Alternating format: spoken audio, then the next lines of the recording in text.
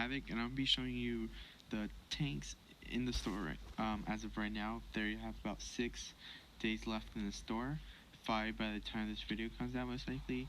They have the IS-6, the T-34, Super Pershing, and the KV-5 if you buy the full bundle. I'm going to be showing you the Russian tanks in this video, and in another one I'm going to be showing you the American ones. So the IS-6 and KV-5, IS-6 used to be a great old tank. It comes with 2 guns, both of them. I'm going to take a quick look at that. You can see them, check it out. There's one with 221 pen, and the other one has 175 pen, but it gets off 1 more shot.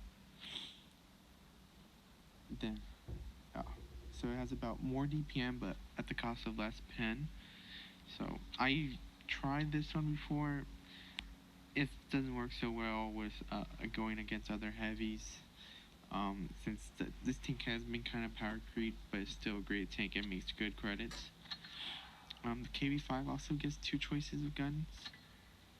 I actually run the smaller gun, the run 167 versus 219 pen.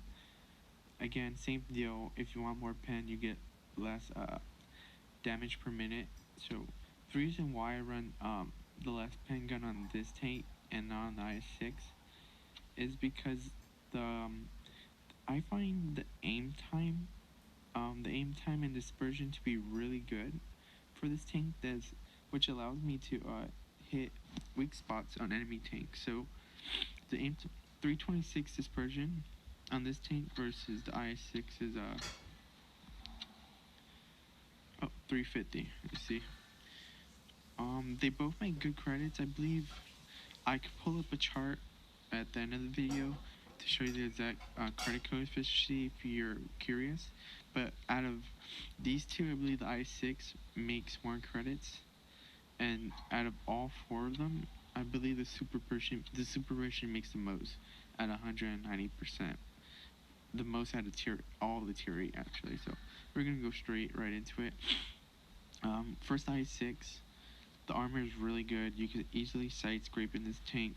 It's very troll. If you want to take a look at 100 all around, 60 in the back. Turret's really strong. But yes, we're gonna get in the KV-5. Very surprisingly really fast tank. That hatch right in the front, the bigger one on the left, it has the same armor as all around, but it does get pinned. Also, the turret's flat spots will get pinned by tanks. Actually, this tank's really good at side scraping. If you could hide that weak spot, you could get the job done. The hatches on top could be hit, but the turret's pretty solid. If you just keep moving around and keep your distance from tanks, you could do a good job. This tank is a ram king. It's able to ram better than the KV-4 because it could actually get at a top speed, which I'm going to show you guys in this first replay to get your attention. So here we go. Again, I only played 1 battle in these tanks, so you could see how it really feels. Honestly, I kind of went for the entertainment more than the skill in this match. Here we go. So this is Castilla, obviously not a great map for us to be on. Realistically, I would go down the A route on the west side. But then my team, the whole team goes male, so I'm gonna show you just the ramming power of this tank.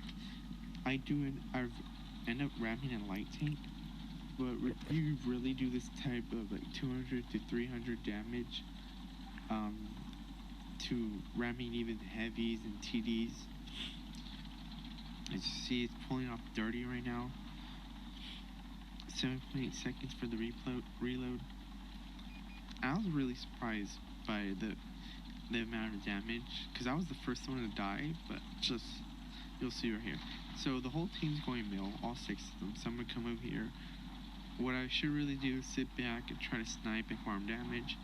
But I'm like, I really want to get you, show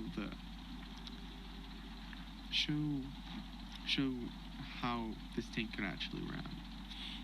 So I'm going, I see the 254 lightweight. He's looking away.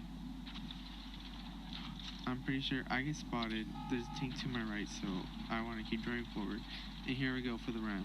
I put one in, and I aim that shot, and look at that. 637 off the initial ram. That's insane. I bounced this shot because of the gun depression. I just end up giving it a little more ram, and boom. 657. That's like a shot from an IS-152. That's insane. I did put myself in a pickle. Hopefully my team would take advantage of this, but obviously not. So I'm trying to use the 54 as cover, but I'm just getting hit from too many angles. So I'm trying to move around, you know, throw off the weak spots. But as you can see right there, I did need to switch APCR to hit that. And the Borsig is about to finish me, and the Borsig finished me. But 1800 damage done. I did manage to actually block 2500 damage. As you can see, this tank does have good armor, but obviously it can't last forever if you're just constantly getting hit. So we're gonna exit this one.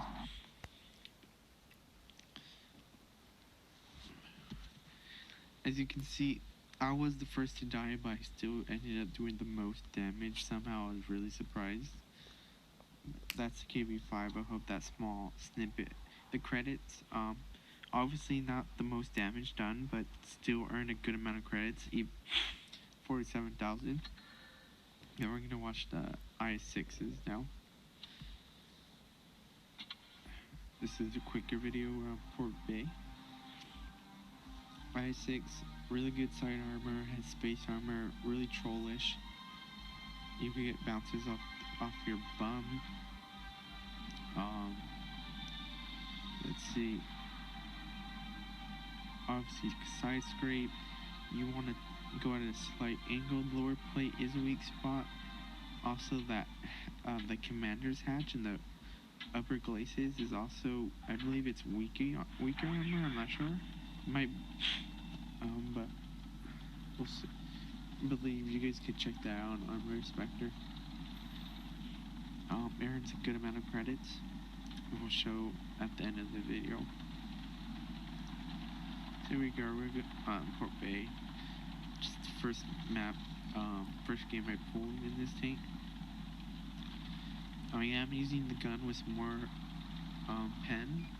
I had the other gun on, but the player I am now just would like to have more pen, because if the shot bounces, I would have to wait another 12.5 seconds, and who wants to do it? So I see the T-29 over here. So you see this thing is pretty mobile. Going down, going down. We put a solid one, easy pen, since we're looking down on him and the angle isn't severe. We leave the T-29, we decided to go for damage, put one on the side of the DK. As you can see, pretty decent gun handling. Alright, we bounced one off the T-29, as you saw right there. We're gonna go for a second shot. We did not receive a lot of shots in this game, but we did take a lot of shots, so you guys could get a good view of this gun and what its potential. And we're just gonna finish off this AT-7. Pretty accurate if you let the gun aim in. If you don't, the shot will fly everywhere, since Russian guns are not accurate, as you know. So you see that speed going down. We hit 40. Pretty mobile. We crashed into the IS-3 on accident. We're just gonna pick over and finish this. We put one in the DK. It should have finished him, but we rolled really low. And I'm just gonna go and try to get the most damage we can. Seems like this one's already in the bag. Maybe should have switched to HE right there, but it doesn't matter because T-49 finished him off. We came around this, that house a little at a bad angle. That's why the IS-3 was able to get one off on us. So as you can see, we penned him. Pretty strong tank.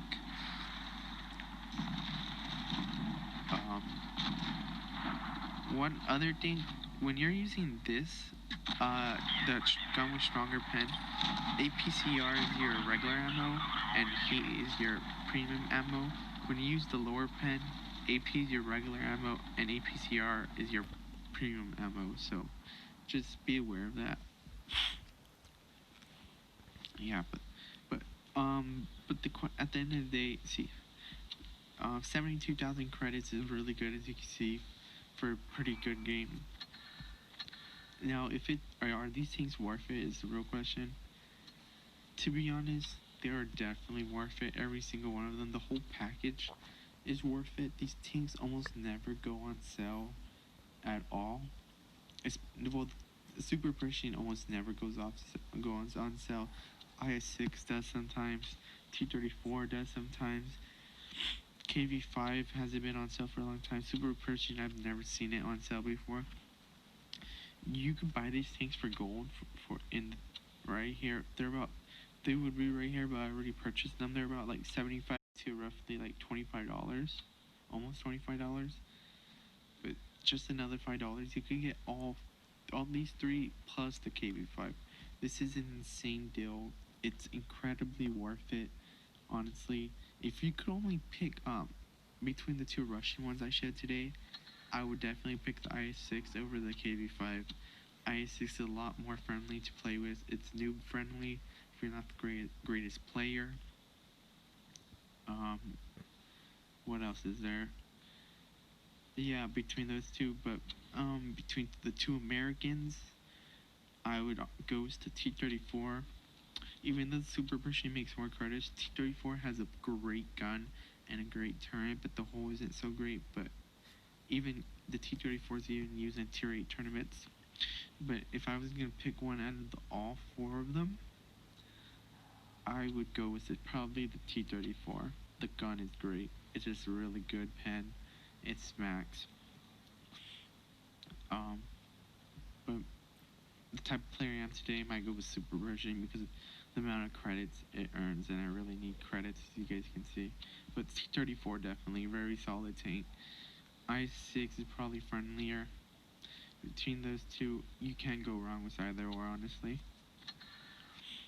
But yes, I hope now to check the credit code for Sushi, you guys could end the video here if you don't care how much credit it earns.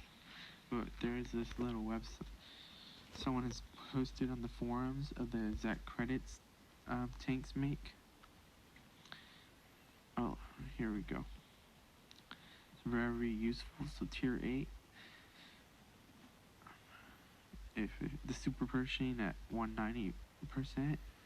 Okay, there we go with the IS-6 at 180%. And the KV-5 is at 170%. So, all not too bad, but you could definitely see a difference with 10%. But KV-5 does still make good credits, not as good as IS-6. Super Pershing obviously at the top of the tier, but yeah.